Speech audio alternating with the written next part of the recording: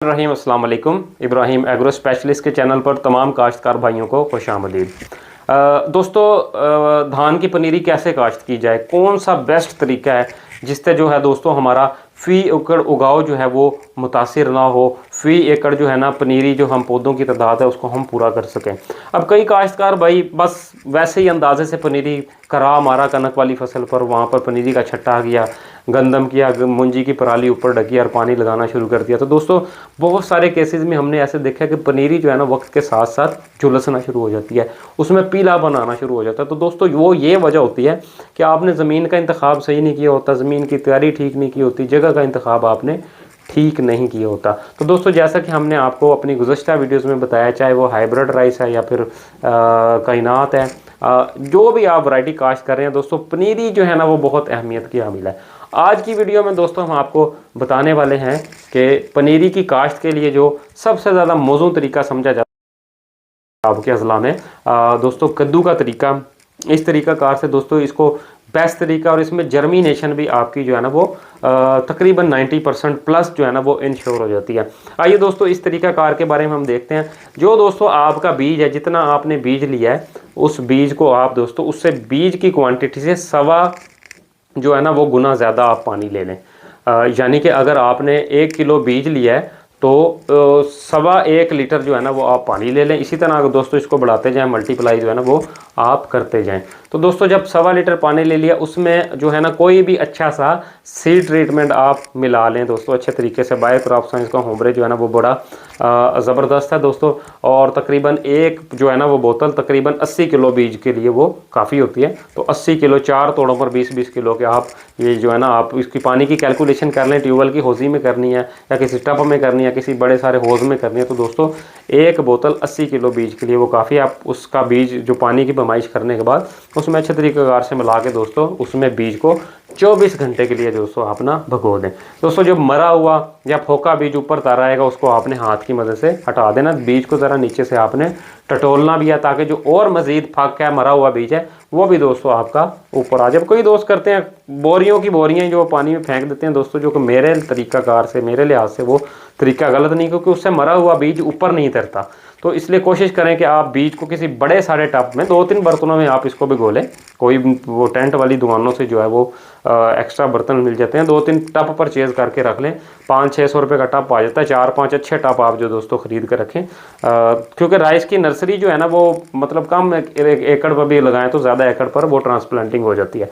अब दोस्तों 24 घंटे भिगोने के बाद उस बीज को छाँव में किसी जगह पर फैला दें और उसके ऊपर जो है ना वो गीली पटसन की बोरियां डालें और उसमें आप पानी का छट्टा लगाते जाएं। तकरीबन 48 घंटे के बाद बीज जो है ना वो अंगूरी मारेगा। अब दोस्तों अगला जो स्टेप है वो ज़मीन की तैयारी है। ज़मीन की तैयारी जाहिर सी बात है, जब आपका बीज आप भिगोआ होगा तो आप ज़मीन की तैयारी भी कर रहे होंगे।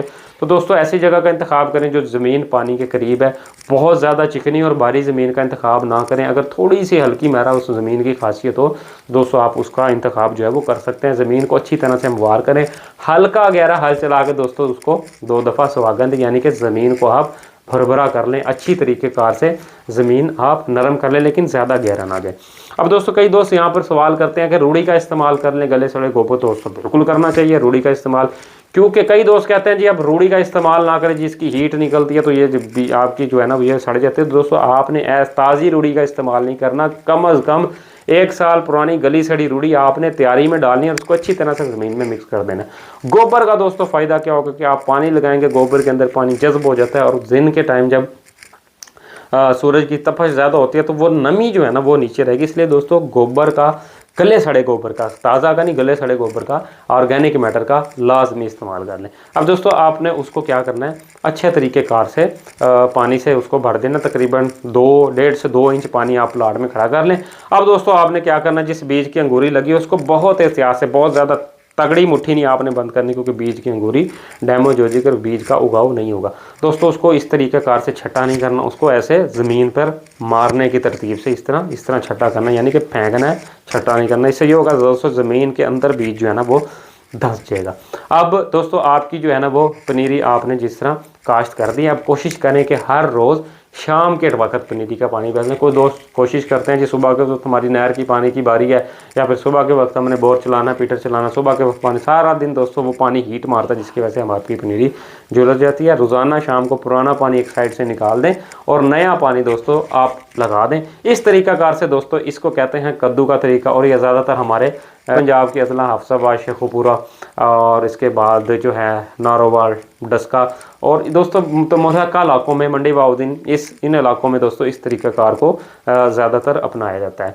तो दोस्तों अब मज़ीद इस पनीरी की भी आपकी जो खिदमत है, इसी तरह ही आपने 10-12 दिन की फसल पर अच्छी जड़ी बूटी मार ज़हरों को स्प्रे करना है। बिल्कुल डीला, स्वांकी या घोड़ा घास है, इनको लाजमी तलब करना है, वरना लेबर जो है वो घास फूस को भी आगे शिफ्ट कर देती है। दूसरा दोस्तों तकरीबन 18-15 दिन की फसल पर आपने दोस्तों वो जिंक का भी फोलियर स्प्रे कर देना। बाकी खाद खुराक जो है दोस्तों आपने रिकमेंडेड है, एक बोरी यूरिया फी अगर डालते हैं, बाकी DAP अगर आप नाइट्रोफास डालना चाहते हैं नाइट्रोफास नीचे डाल लें।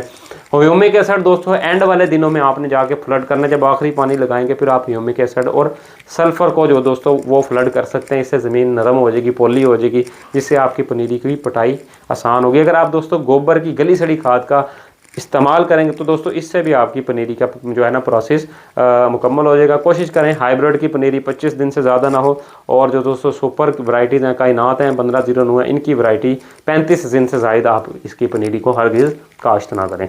तो दोस्तों ये तो था कद्दू का तरीका। उम्मीद करता हूँ आपको वीडियो पसंद आई होगी। मज़ीद इस तरह की मालूमाती वीडियोज़ देखना चाहते हैं तो हमारे चैनल को सब्सक्राइब कर लीजिए। अपना ढेर सारा ख्याल रखिएगा। बहुत शुक्रिया। अल्लाह।